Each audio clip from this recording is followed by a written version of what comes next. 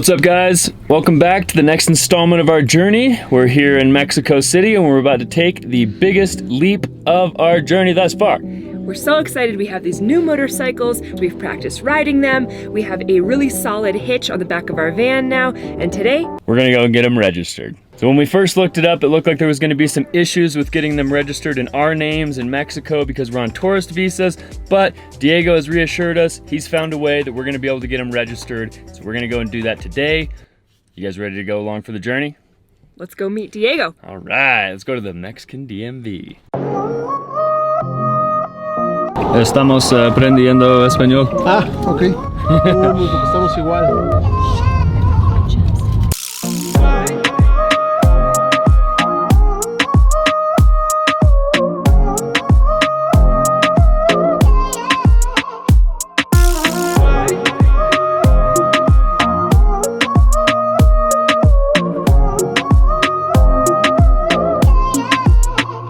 So we just made it here to the Secretary of Transportation. Now we're just gonna chill for a minute, wait for Diego to show up, and then we're gonna go inside and see what our chances are. So yesterday, Jordan was having a minor panic attack. No, it was a full freak out. Full freak out. He was afraid we were not going to be able to register the bikes in Mexico, but Diego has assured us it's all gonna be bueno. I Googled like the whole deal about registering. You have so much yogurt in your beard. Look at that. It's my breakfast, dude. Googled yesterday how to buy a bike and register it in Mexico. And they said it's impossible on a tourist visa, which is what we have. So after I saw that, I was like, oh my God, we're in trouble. Maybe we just made an expensive mistake. There's a chance, but we're gonna try to figure it out. Fingers crossed. So that was $1. Got all the copies. It was $1 for a roll of toilet paper and all the copies. We just barely got copies of all the documents that we need to get our registration taken care of. Diego's almost here. Allie got her toilet paper. She is dealing with Moctezuma's revenge. She's handling it well. I think it's not like the worst it can be. Because I'm not completely debilitated. Yeah. It's just like mostly bad. It's just like a American in Mexico. It's not like an actual problem. It's just like, there's the man coming to save the day. Jóvenes viajeros. We just need to get one more copy of the proof of residency, and then we are going to be on our way over here to the little kiosk to get our plates.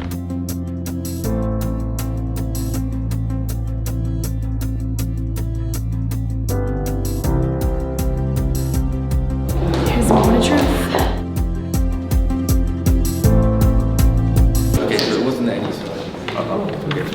So with a tourist visa, you can't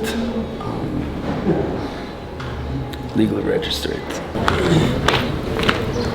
So what we figured out is that they're not gonna let us register on a tourist visa. So what we have to do is actually sell the bikes to our friend Diego. He's gonna register them, get plates. Then he's gonna transfer ownership back to us so that we have Mexican plates, we have ownership of the vehicle, everything will be smooth. It's just kind of a weird loophole that Mexico makes you go through. All we're trying to do here is abide by the law. We just want to make sure that we have all the proper documents and proper plates so that we're not riding them illegally. And this is what we got to do that.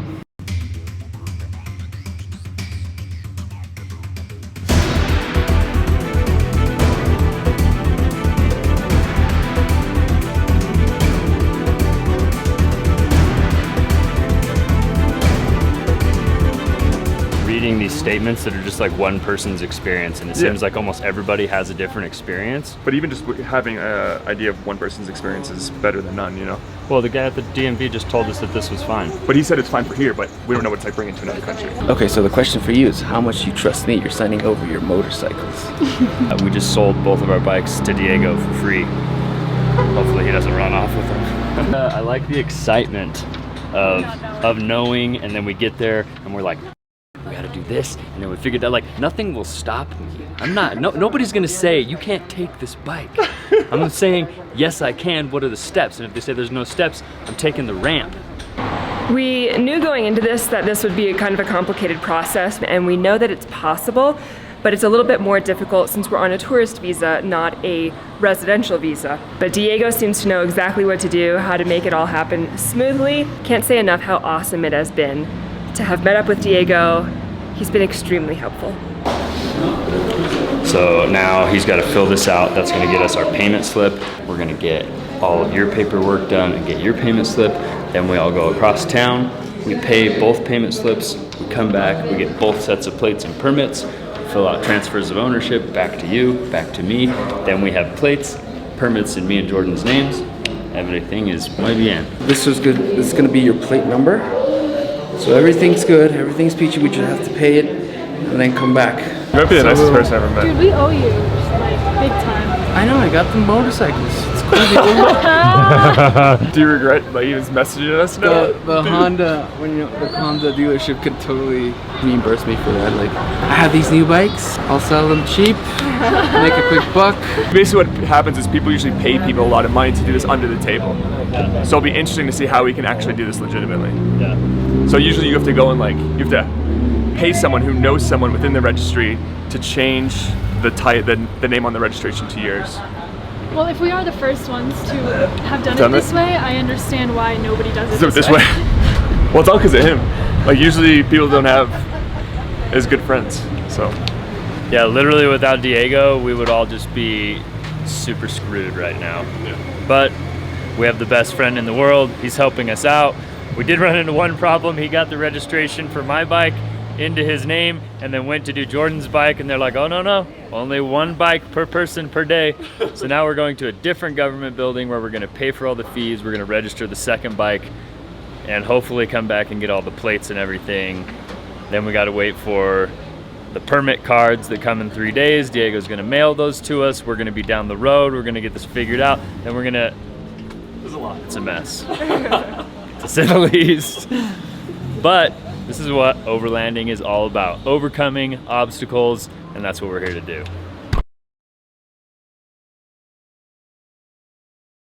We took an Uber to our final destination to figure out the last little piece of the puzzle. We were supposed to get here by 4 o'clock. We were rushing. It's about 3:30 right now, so we thought we've got 30 minutes, plenty of time to make this last payment. Get things paid for. And of course, can you see this? Those are new hours that they have posted on the door. That means it closes at 3 o'clock. So not only did we not get Jordan's registration done today because they would only allow one vehicle per person per day, we didn't get to pay for our registration, which means Mañana. we are in Mexico City for one more day.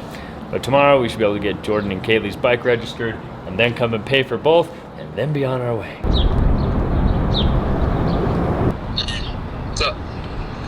So we were waiting until you guys got here to tell you that this place closed at 3. Oh, bummer. But if you guys are 15 minutes away, you may as well just route back to Diego's and we'll grab an Uber to Diego's. I hate to send you the extra distance. Yeah, I'd rather just do that. All right, we'll see you back at Diego's then. All right, bye. Bye. This is all my fault. I don't think it's anyone's fault. It's my idea to buy motorcycles, and it's just been nothing but a headache. I feel bad that Kaylee and Jordan are obviously stressed and stuck in the middle of this as well, but I know we'll find a solution. It's just not gonna be today. Muchas gracias, Antonio. Tengo un buen día. It's been a crazy day. A lot of emotions. Obviously, we haven't had any wins. Really at all.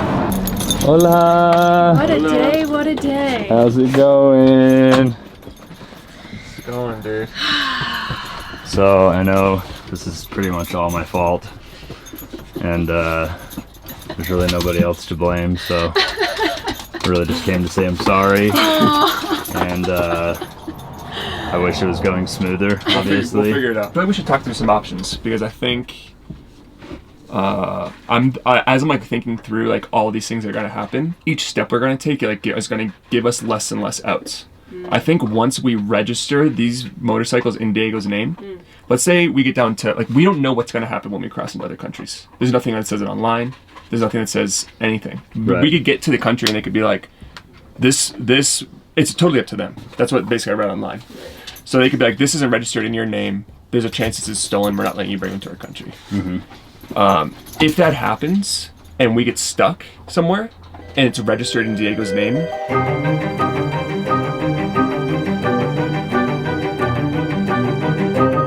Really? Really, all we're trying to do is figure out how to ride these bikes legally. There are a lot of loopholes and illegitimate ways to ride these bikes, but we would like to make sure that we are riding them legally.